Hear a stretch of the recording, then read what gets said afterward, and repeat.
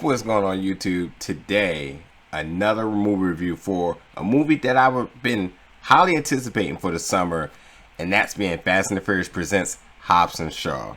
And that review is coming to you right now.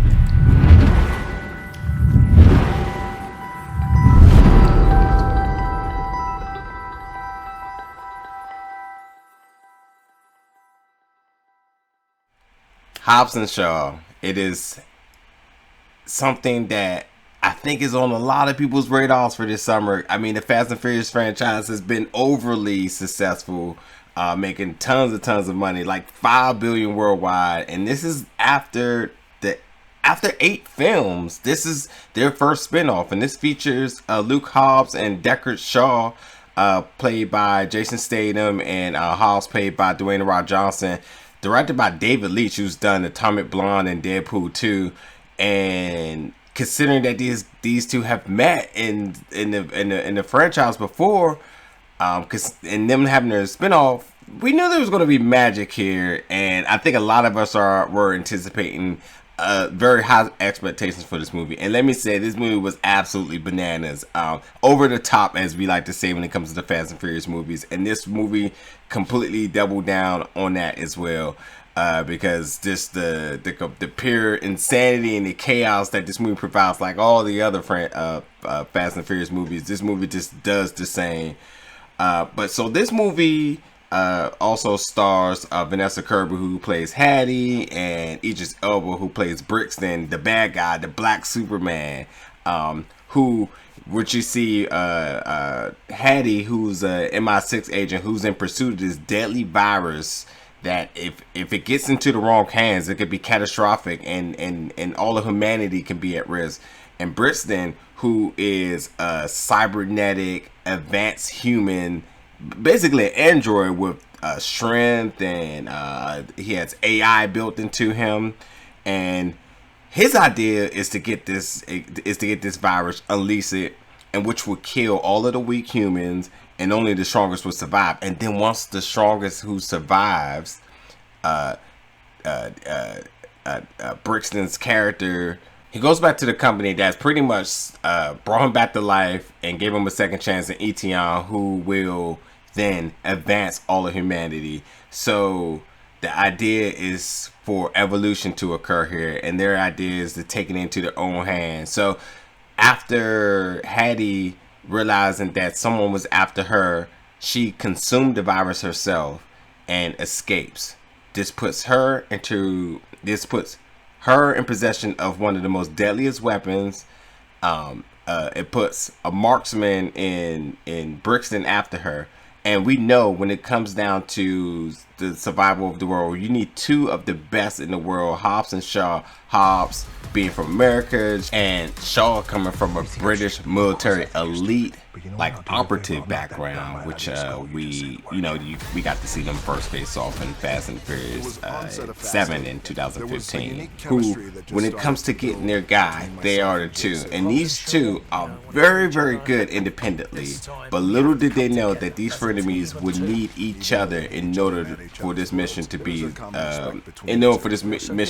held out. So with that being said, of course they didn't know they were signing on to this, and it took a lot for them to come to the realization that they needed each other in order to do this. With coming to find out that Hattie happens to be Hattie Shaw, which is now his sister, and Hobbs, who's really just a guy who's just with his daughter Sam, and you know, with having a Samoan heritage and background, like he doesn't see his family. In fact, he hasn't seen his family in 25 years.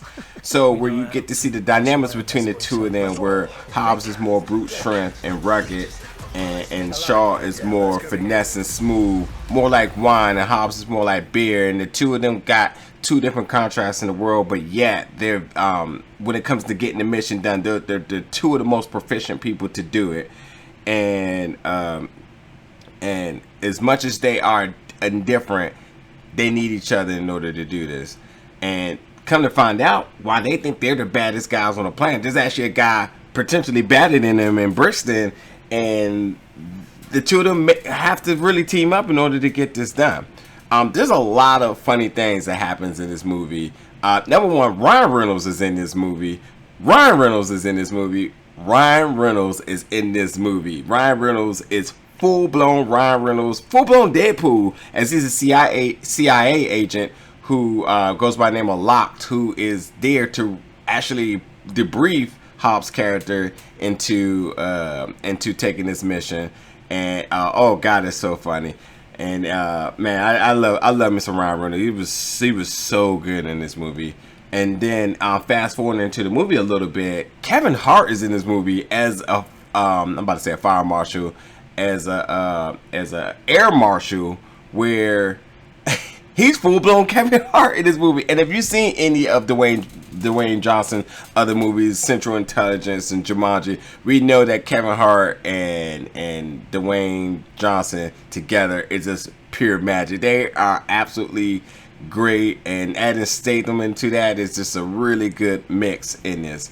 I was just so dumbfounded about, like, I didn't know he was in there, and just the fact that they were, it was amazing. But Vanessa Kirby's character Hattie, absolutely, when it comes down to the pure action, the combat in this movie, she kills it. Absolutely kills it. I love the scenes, all the scenes where she was able to kick ass. She was absolutely stellar in it. As Fast and the Furious franchise, as in all of the movies in the Fast and Furious franchise, you know, there's cars and stuff like that, but there wasn't a lot of over the top. I mean, because again, the first of the movies were about cars, and then progressing down and more became about heists and so forth. But this movie, it did have a nice, really good car chase scene with Statham's character Shaw driving a McLaren and Brixton chasing him in some cybernetic, like, Transformer style motorcycle, which was really, really, really cool. I really enjoyed that scene. I mean, kind of felt like the chase scene in G.I. Joe, to be honest, but it was really cool. But this movie, in which I really come to find out that Fast and Furious really wasn't about cars. It really wasn't about heists. It really was about family. And this movie, when it comes down to that, is just about it. Again, where you see Shaw visits his mom in jail in one scene, and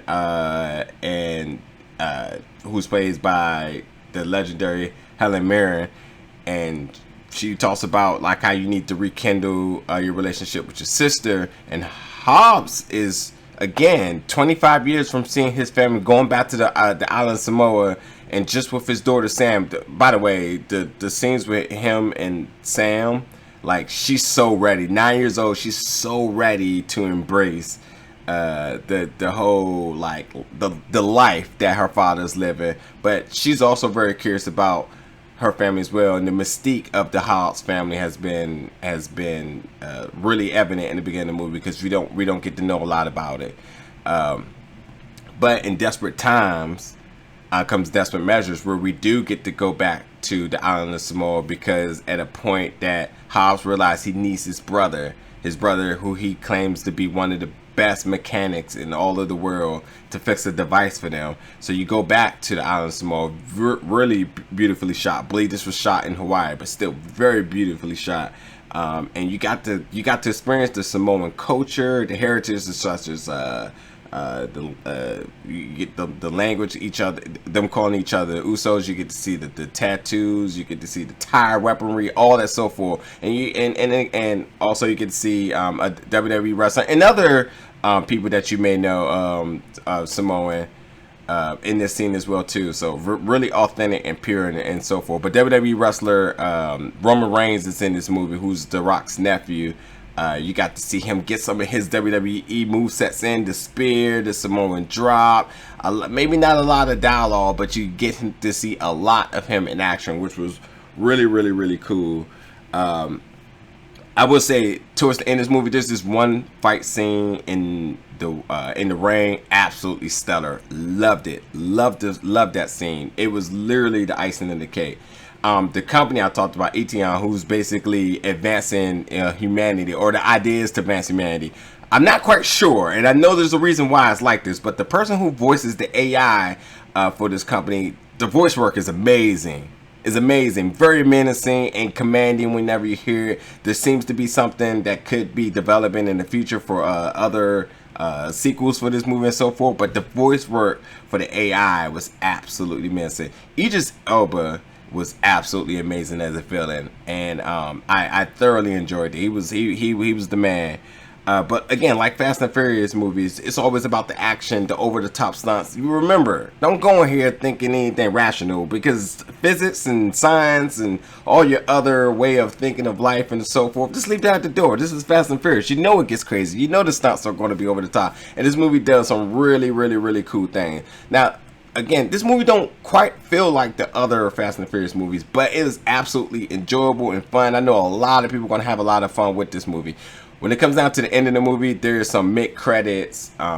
There's mid-credit pictures, videos. There's 2 mid-credit scenes, and there's 1 after-credit scene. So in theory, what you want to do is you want to sit your butt down until the lights come on in the theater, because there's a lot to tackle on at the conclusion of this movie.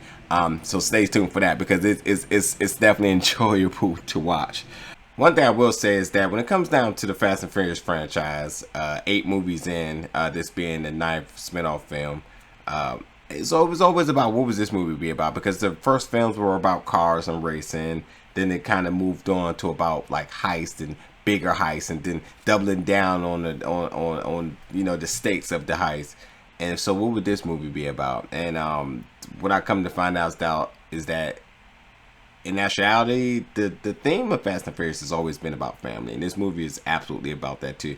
As you see the 2 characters struggles within the different aspects of their family, to realizing that when it's all said and done, when the stakes are the highest, that you always have family to count on. Family is always going to be there for you, and that's what is, and that's what it did.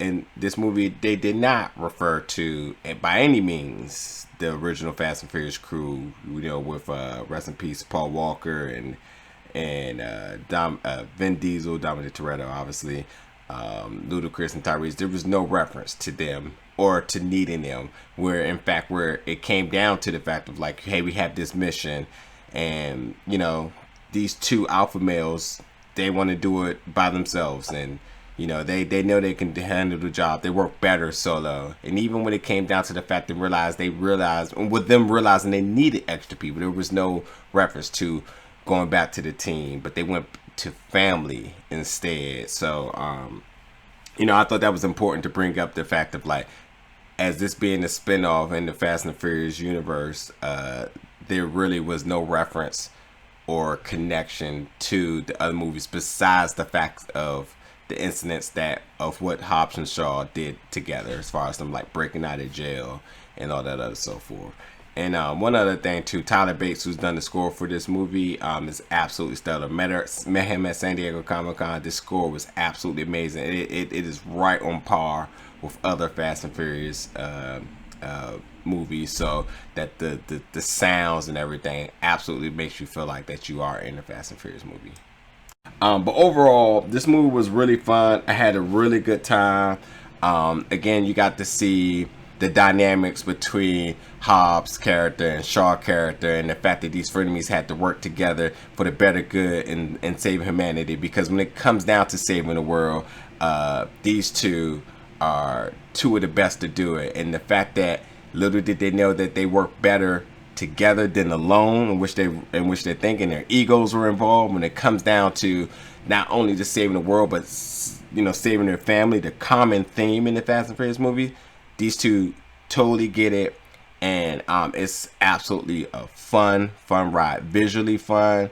The action was good, and then the comedy, again, Ryan Reynolds, Kevin Hart, Dwayne "The Rock" Johnson, and even when I say The Rock, there was rockish moments in it. The people's eyebrows, some of the sayings that he used to say in WWE, turning things sideways and so forth. You get all of that. And then Jason Statham, obviously, in there as well, too. So you will thoroughly enjoy this movie. And it's everything I thought it was going to be. And I loved it. And I can't wait to hear what you guys think as it comes out this Friday, August the 2nd. So let me know what you think in the comments, and stay tuned for future movie reviews.